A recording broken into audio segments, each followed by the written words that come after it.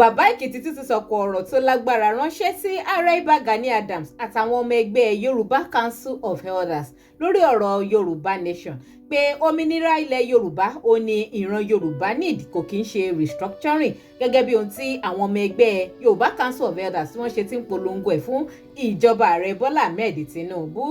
ọ̀rọ̀ ilé ìtò lẹ́tìkẹ́ àwọn wo gan-an ni ọmọ ẹgbẹ́ Yorùbá Council of Elders kí ni ohun tí wọ́n stand fún kí ni ipa tí wọ́n kó nínú ìdàgbàsókè àti òmìnira ilẹ̀ Yorùbá nínú fọ́nrán yìí ẹ máa gbọ́ àlàyé ìdí tí bàbá Èkìtì fi ní jágúdá bábòlè làwọn ọmọ ẹgbẹ́ Yorùbá Council of Elders pé àwọn ìran Yorùbá ò gbúdọ̀ gbẹ́kẹ̀lé wọn àti ìdí tí wọ́n fi ní ààrẹ Ìbà Gani Adams ò kí ń ṣe olórí ẹgbẹ́ OPC ìyẹn Oòduà People's Congress fọ́nrán ìkún o nǹkan kì í ṣẹ̀ṣẹ̀ ràgó nínú fọ́nrán ọ̀rọ̀ pọ̀ nínú òwe kọ́bọ̀ àfikẹ́yìn èyí ó farabalẹ̀ kẹ́ẹ̀fẹ́ tí ara yín gbọ́ tẹ́ bá ṣe wá ń darapọ̀ mọ́ ìkànnì Digi Naija Television ẹ máa bá mi click lórí subscribe and follow button tẹ́ ẹ̀ ń wò lójú ìwòran yín kẹ́sì máa bá mi like and share ètò yìí ọ̀rọ̀ Yorùbá Nation kí ló tún ṣẹlẹ̀ nípa ẹ̀ ẹ jájọ wo fọ́nrán bàbá Èkìtì yìí mò ń padà bọ̀. tẹ́ ẹ bá ti rí wọn Yorùbá Council of Elders they are all armed robbers kidnappers wọ́n fẹ́ òmìnira fún ìran Yorùbá we want our freedom we don't want restructuring even though we don't want to bury that name called Nigeria orúkọ bàbá wa kọ́ orúkọ ìyá wa kọ́ wọn àwọn bàbá wa àtàwọn ìyá wa they are not in Nigeria ọpọlọ yín yóò rò ní ṣé ẹ tí ìdàgbà púpọ̀ jù náà 50 something sí wà lára yín 60 sí wà lára yín lẹ́ẹ̀wá ọmọ tó kọ̀ pẹ̀lú gbogbo tó kọjá lọ nígboro yìí the Fulani are killing people in Ondo State kò sí kankan nínú yín tó jáde síta tó sọ̀rọ̀ nípa ẹ̀ the Fulani are take over all the Yoruba land àwọn àgbẹ̀wẹ̀ ò lè lọ sóko mọ́ Yorùbá wá di ẹrú ní ilẹ̀ bàbá wa ẹ̀ẹ́dí kankan sọ sí yẹ restructuring ilẹ̀ pariwo kò ní dáa fún yín pẹ̀lú restructuring yín ẹ̀yin YC Yorùbá Council of Elders èpè làwọn máa fi èpè tọ́ àwa ò níbọn ṣùgbọ́n a ní èpè yẹn làwọn máa ṣe fún yín a máa képe tì yín ni tí adániwáyé máa fi gbẹ̀mí yín lẹ́yọ kọ̀ọ̀kan gbogbo ẹnikẹ́ni tó bá ti ní kí Yorùbá ọmọdé lẹ̀ lérí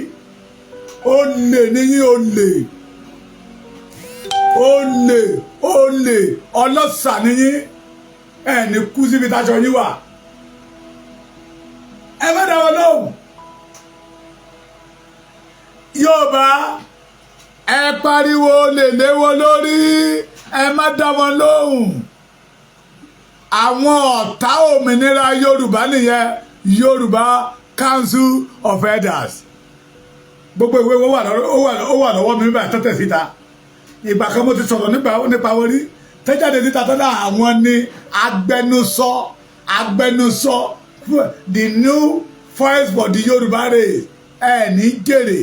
àwọn òkú nínú alààyè Bíbélì wípé ó ní àwọn kan wà láàyè ṣùgbọ́n wọ́n ti kú wọ́n wá di òkú nínú alààyè bẹ́ẹ̀ làwọn YC we don't want you ẹ̀yin YC we don't want your agenda ọmọ Yorùbá tó bá tẹ̀lé yín ó yan ìpín títẹ̀ láti ṣẹ́rú restructuring kọ́ restructuring tí bàbá Abraham Adesanya pariwo títí ẹgbẹ́ tó bàbá Abraham Adesanya ni ẹgbẹ́ tó bẹ́ẹ̀ kọ́ra Sankuti ni ẹgbẹ́ tó bàbá Táíṣó láàrin ni ẹgbẹ́ tó bàbá Adékúnlé Ajáṣe ni ṣe ẹgbẹ́ tó wọ́n ni dúró jayé ọ̀nà bí yìí ṣe ẹgbẹ́ tó wọ́n ni restructuring orí restructuring ni majority of them kúlé lórí nothing come out for it we don't want restructuring what we want is our nation we don't know anything about amalgamation we are not one Nigeria is not one we want our country back Nigeria ń ja Yorùbá lólè ni ẹ mọ̀ ẹ̀yin náà ti fẹ́ máa dọ́gbẹ́jà wá lólè gbogbo ẹni tó forúkọ Yorùbá ń ja olè tó forúkọ Yorùbá make money ṣùgbọ́n tí ìran Yorùbá wà nínú ìgbèkùn lẹ máa kú sí. That statement tí mo gbọ́ yẹ pé researchori làwọn stand on it ogun researchori ló máa kó gbogbo yín lọ gbogbo ẹ̀yin YC yẹn ogun researchori ló máa kó yín lọ ẹ̀yin tẹ́ ní Yorùbá ò ní ìsinmi ogun researchori ló máa kó yín lọ orílẹ̀-èdè wa làwa fẹ́ we don't want anything researchori ẹ fi kó wa lómi ọbẹ̀ jẹ́ ní ẹ fi lu ọmọ Yorùbá ní jìbìtì ní all the Yorùbá say no to researchori we want our total freedom. Àti Gani Adams ó lè ní mo ti sọ fún yín Gani Adams ó lè ní ó dìgbà tó bá gbé ẹrù Yorùbá méjì tó wà lọ́wọ́ ẹ̀ tó bá gbélẹ̀ láàfin ní sọ̀rọ̀ nípa ẹ̀. Ààrẹ Ọ̀nà Kakanfò belong to the Yorùbá race wọ́n ní oyè jagunjagun ní àbí bẹ́ẹ̀ kọ́ bó tiẹ̀ jẹ́ pé Ọ̀yọ́ ni Ọ̀yọ́ belong to the Yorùbás. Ìkejì Oòduà People's Congress two property belong to the Yorùbás not Gani Adams and they are killing ní state tó claim gbọ́ ti wá àwọn amọ̀kọ́ máa lé Ondo ni pé it's not from Ondo state but let us say that he claimed that he came from Ondo state Ondo tí Gani Adams sọ pé ó ti wá Fúlàní pààyàn bẹ̀bẹ̀ ní pẹ̀lú lọ́wọ́ Gani Adams ò ṣe anything ẹ̀ mọ̀ nǹkan tó ṣe àní ọmọ Yorùbá àti la ojú àti gbọ́n no room for 419 people again. Ẹ̀yin tẹ́ ẹ pé Gani lágbàlagbà ọmọ kékeré ni o agbádá ẹ mọ̀ Yorùbá máa ń sọ̀rọ̀ kan lọ́dọ̀ wa wọ́n ní agbádá wíwọ̀ ò jẹ́ ká má gbà mọ́ agbádá wíwọ̀ kò jẹ́ ká má àgbàlagbà mọ́ wọ́n pààyàn ní ilẹ̀ Yorùbá nígbà táwọn wà kékeré ẹ mọ̀ pé àsìkò ọdún ìṣẹ̀jẹ̀ṣu ń bọ̀ ní ìgbà kan ọgbà ìlú wa káńsù ẹ̀ pé ọdún ìjẹ̀ṣu kò ní òdì lọ́dún yìí ní kankan ṣẹlẹ̀ nínú ìgbà yẹn kó ní kálukú kó lọ sóko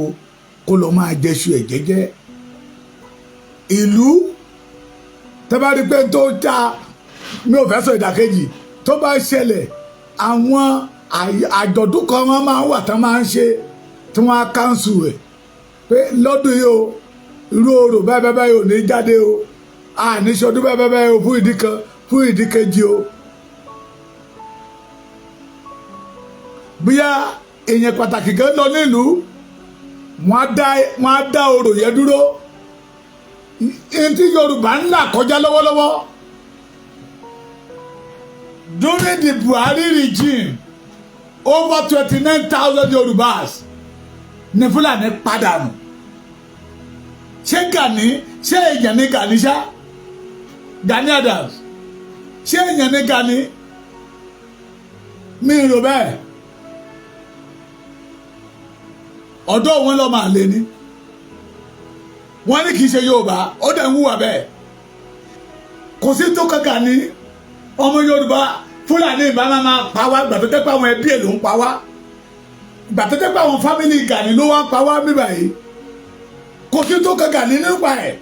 ohun tó kan Gani ní 30 years anniversary of OPC torí ó mọ̀ pé wọ́n tún máa gbowó ẹni ọba ní ilẹ̀ Yorùbá tó bá lọ síbi 30 years anniversary tí Gani gbé kalẹ̀ àwọn alálẹ̀ máa mú irú ọba bẹ́ẹ̀ ọ̀run máa ṣèdájọ́ irú ọba bẹ́ẹ̀ gbogbo àwọn ẹ̀mí ọmọ Yorùbá tí Fúlàní ń pa tó ń pa tí Gani ṣe bí pé òun ò rí àwọn ẹ̀mí yẹn máa dìde gẹ́gẹ́ bí odidi wọn á fún irú àwọn ọba bẹ́ẹ̀ pa ni. kò sí tó kan kò sí tó kan Gani àwọn bá máa pọ̀ ọmọ Yorùbá lọ kò kàn ohun tó gbọ́n mú láyà Gani ni anniversary 30 years anniversary to the extent ó ti yan chairman of occasion ó ti yan committee ó ti yan secretary financial secretary ó lè ó fẹ́ fi 30 years anniversary of OPC fẹ́ fi kó owó jọ mọ́dẹ̀ ṣe ń pa ọmọ Yorùbá kọ̀ọ̀kan Gani you are not the owner of OPC the OPC belong to the Yoruba race OPU tó dálẹ̀ lọ ṣe anniversary ẹ̀ ibi tó ti lágbára nìyẹn OPU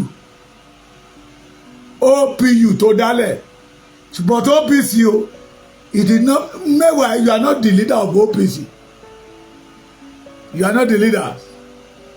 you are not the leaders of OPC Gani Adams so àti nígbà tí ó gbógun mọ́ bàbá fẹ́ dífá ṣeun tán ó wá ló fẹ́ ṣe 30 years anniversary of OPC are you there? Ṣé ó ya wèrè ní Gani? Ṣé ẹ rí wípé ọ̀rọ̀ ìlágbára ó gbẹnu tán àmọ́ kí ni ìdí tó fi ṣe wípé àwọn àrùn Yorùbá ẹnu wo kì í kò lórí nǹkan kan nígbà tí àwọn kan dúró lórí wípé òmìnira ilẹ̀ Yorùbá gangan òun ló lè mú ìdàgbàsókè dé bá ìran Yorùbá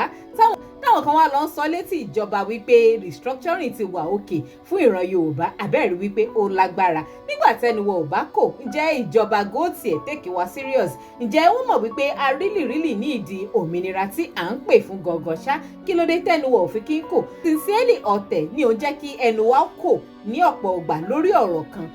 ọ̀tẹ̀ yẹn náà ló sì wá ń fì wá lulẹ̀ òun ló jẹ́ ká máa ní ìjákulẹ̀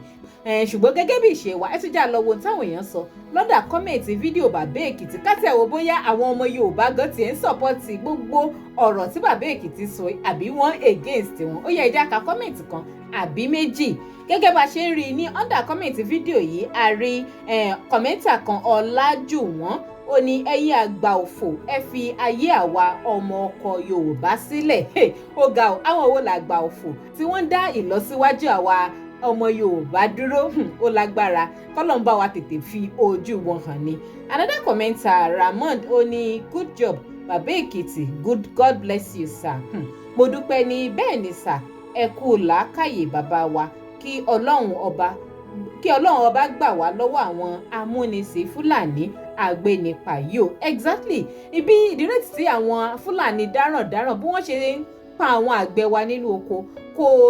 lẹ́tọ̀ọ́ ó ti ń pọ̀ jù nígbà tí ẹ bá ní ẹ fẹ́ kí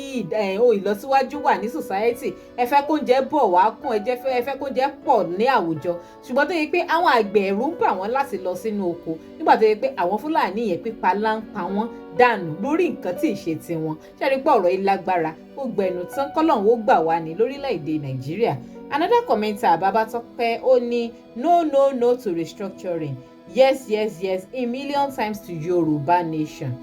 Ọ̀gá ṣe rí pé a lot of àwọn ọmọ Yorùbá ni wọ́n support ohun tí bàbá Èkìtì ń sọ nínú fọ́nrán yìí. Braimon náà ni the amalgamation expired since 2014 why are we suffering ourselves by putting ourselves in bondage? Exactly amalgamation yẹn kúkú ti expire kí ló tún kù tá à ń dúró dè kí ló dé tá a lè dá dúró ní ààyè ara wa tá a bá dá dúró wọn ṣáà lè wá máa pa wá mọ́ ilẹ̀ wa ká mọ́ lè gbèjà ara wa kò possible now. Babatope Ìpàyé ni ọmọ àlè arigidi ní Gani Adams ó ga o ṣé lóòótọ́ ni ẹ̀yin èèyàn. Babatunde ní Gani Adams kò wúlò rárá kò mọ̀ ju owó lọ jagunjagun ni Ààrẹ Ọ̀nà Kakanfò ṣùgbọ́n òjò lélẹ́yìí kò ní nǹkan kan ṣe. Ẹ̀yin èèyàn kọ̀mẹ́ntà yìí violence child ló máa jẹ́ àmọ́ ṣé lóòótọ́ ni pé Ààrẹ Ọ̀nà Kakanfò pé òjò ni wọ́n ṣé lóòótọ́ ni wípé wọ́n lójò wọn ní nǹkan kan tán lè fi jà èmi ò mọ̀ o kí l'opinion ti yín lórí ẹ máa bá mi jẹ́ sí comment ẹ má wá gbàgbé láti máa bá mi click lórí subscribe and follow button tó wà lójú ìwòran yín kẹ́sì máa bá mi like and share ètò yìí kó máa lọ lórí ayélujára títí dìgbà míì tá a sì jọ máa fojú rìnjú ó dàbọ̀.